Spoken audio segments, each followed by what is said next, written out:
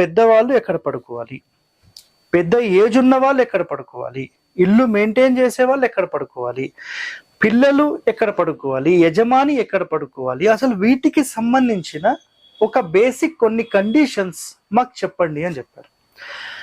అసలు వీటిని నిర్ణయం తీసుకోవాలంటే అసలు ముందుగా ఎవరు పెద్దవారు అనేది మీకు తెలియాలి. అర్థమైందా పాయింట్? సో పెద్దవాళ్ళు అంటే మీ ప్రకారంగా ఏజ్ని బట్టి మాత్రమే మీరు చూస్తారండి. That is 100% wrong. అదొక్కటి మీరు మైండ్లో పెట్టేసుకోండి. సో ఖచ్చితంగా ఏజ్ ఉన్న వాళ్ళే పెద్దవాళ్ళు అనేది తీసి పక్కకు పడేసేయండి. ఓకేనా? సో ఈ ఎపిసోడ్లో నేను వీటికి సంబంధించిన టోటల్ కండిషన్స్ ఏంటి వాస్తు పరంగా నేను మీకు చెప్తాను. గుర్తుపెట్టుకోండి, ఎప్పుడైనా ఒక కండిషన్ ఏంటంటే మనం ఒక ప్లాన్ డిజైన్ చేస్తాం, రైట్? ఒక ప్లాన్ డిజైన్ చేసిన తర్వాత దీని లోపల